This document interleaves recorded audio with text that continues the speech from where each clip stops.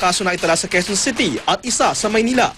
Sa Jose Reyes Memorial Medical Center sa Maynila, isinugot ng 9 na taong gulang na batang lalaki na naputukan sa braso ng pikulo.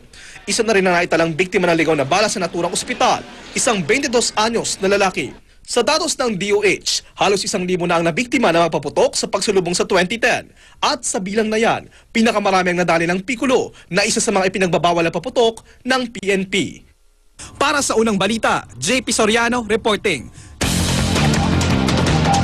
Mga empleyado ng Manila City Hall malungkot daw ngayong Pasko. Hindi pa kasi nila natatanggap ang kanilang Productivity Enhancement Incentive na inanunsyo ni Pangulong Noynoy Aquino. Narito ang report ni John Consulta. Pinakalik mo mga tenga namin. Simple man ay enjoy na enjoy pa rin ang mga kawani ng Dole sa kanilang Christmas party. Bukod sa salo-salo, meron pa mga palaro.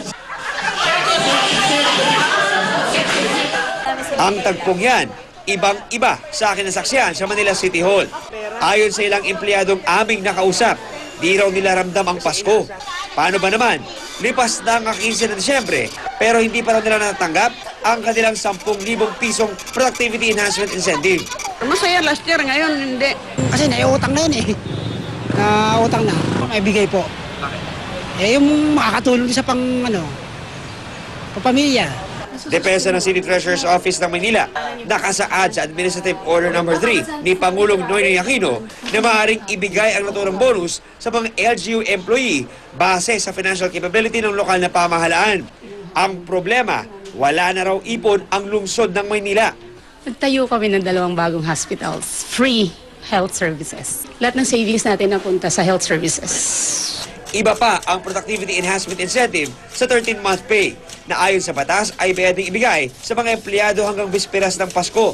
Sa kabila niyan, mahigit 1,000 reklamo na ang natanggap ng Dole dito sa Metro Manila pa lang. Kahit ikaw ay casual, kailangang bayaran ka.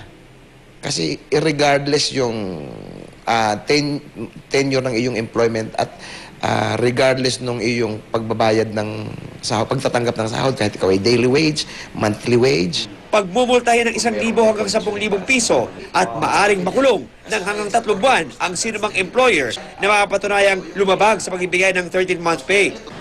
Para sa unang balita, John Consulta reporting. 3 magkakapatid na lalaki sabay-sabay na ikinasal sa Our Lady of Sorrows Parish sa Pasay City. Itinaw ng triple wedding sa 29th anniversary ng mga magulang ng 3 groom. Narito ang report ni Aubrey Carampel. Sa isang pambihirang pagkakataon, sabay-sabay na naglakad sa altar ang 3 magkakapatid na lalaki. Sina Julius, Paulo at Lyndon Joaquin. Ang triple wedding, mismo ang kanilang inarawang nagplano. Para isang gastusan na lang rin po. Isang gastusan. Para mas masaya po. Ang paring nagkasal sa kanilang mga magulang na sina Joseph at Melinda, siya ring nagkasal sa kanilang magkakapatid. Sabi ko, kung magpapakasal sila, sabay-sabay na lang. And sabay sa wedding anniversary namin para hindi nila kami makalimutan. Pero pag sabay-sabay, hindi sila sukob. Ang kanilang mga bride na sina Rina, Maricela at Erica, game naman sa sabay-sabay na I do. Pati na sa sabay-sabay na wedding kiss.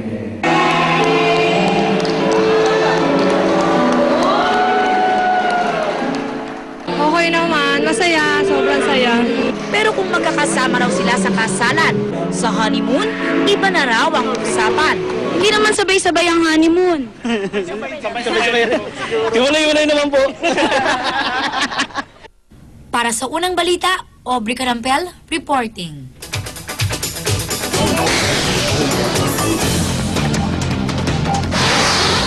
Malakas na bagyo tumama sa California at iba pang bahagi ng kanlurang Amerika. Sa videong ito, makikita kung paano inanod at winasak ng baha ang isang bahay sa Arizona. Dahil sa masamang panahon, inabisuhan na ng mga otoridad ang mga residente na magsimula ng lumikas. Nagdeklara na rin ng state of emergency sa ilang lugar sa California si Governor Arnold Schwarzenegger. Ayon kasi sa mga weather forecaster, magpapatuloy pa ang malakas na pag-ulan dala ng bagyo sa mga darating na araw.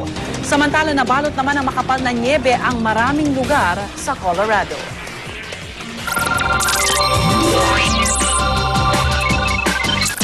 Isang restaurant sa Jinan City sa China, mga robot ang nagsisilbing waiter. Imbes na mga tao, mga robot na nakasakay sa bisikleta ang lalapit sa mga kumakain dito.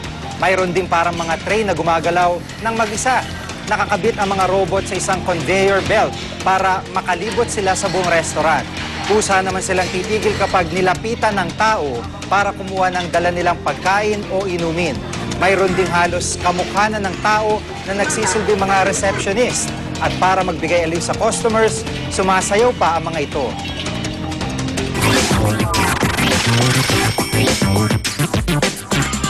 Narito na ang unang chika, ihatid ni Luan D. Luan. Thanks, Jiggy. Simulan natin ang ating chikahan ngayong umaga sa nakakakilig na kasalang Ogie Alcacid at Regine Velasquez. Ilang beses na iyak ang ultimate songwriter at Asia Songbird sa kanilang pag-iisang dibdib. Ang unang chika hatid ni Nelson Canlas.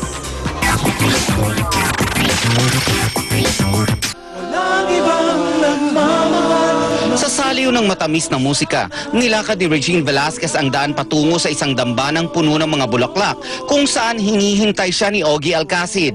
Tila pahina sa isang fairy tale ang eksena. Ang bride nakasuot ng pulang gown. Madamdamin ang seremonya kung saan ilang beses ding naluha ang dalawa dahil sa nag-uumapaw ng saya. Pati ang mga bisita naantig sa kanilang exchange of vows.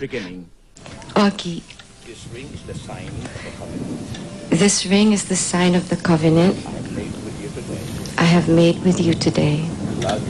To love you with an eternal love. As I place it on your hand and receive it, you acknowledge that you are no longer your own, but mine. Ogie, I give you this ring as a sign of my vow, and with all that I am. Lalo nang nangako sila sa harap ng kanilang mga magulang na aalagaan nila ang isa't isa. In the name of the Huwag po kayo mag-aalala. Aalagaan ko po si Regine. At lagi po yun. Mula ngayon hanggang magpakailanman. At sa wakas, natupad ang pangarap sa kanilang sikat na duet. Ang matagal nang siyang kulang sa buhay ng isa't isa. Sila rin ang magpupuno sa kanilang pag-iisang dibdib. Ogie and Regine, I now pronounce you husband and wife.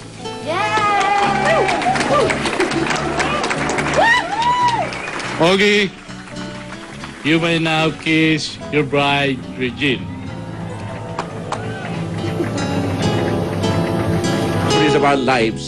Bigating mga pangalan ang sumaksi sa kasalan, kasama sa ninong at ninang si GMA Chairman and CEO, Attorney Felipe Gozon. Gayon din si Senior Vice President for Entertainment TV, Wilma Galvante. Abay naman sa kasal si Pangulong Noynoy Aquino na ikinampanya ni Ogie at Regine sa nakalipas na presidential elections. Sa reception naman sa beachfront, nakausap ng GMA News ang dating asawa ni Ogie na si Michelle Van Imren Moro. Masayang-masaya raw siya para sa dalawa. Basta sayang-saya kami para sa inyong dalawa.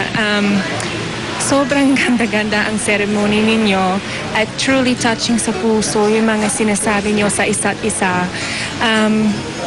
My children, my husband and I, mahal ko kayong dalawa. We all love you so very much and we're very happy for you. Para sa unang balita, Nelson Canlas reporting.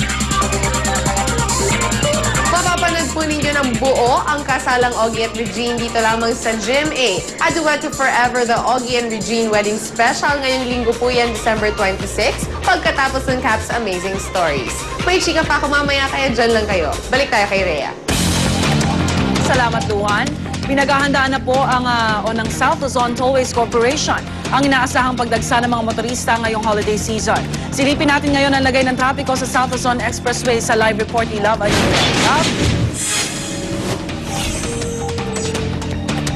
Maraming salamat, Rhea. Tama ka, no? Inaabangan na ng South Luzon Expressway itong pagdagsa ng mga motorista dito sa South Luzon Expressway. Pero sa mga oras na ito, Rhea, yung pong medyo may problema lang nakakaharapin ay yung bandang Kalamba dahil doon lang po nagkakaroon ng konting pagpila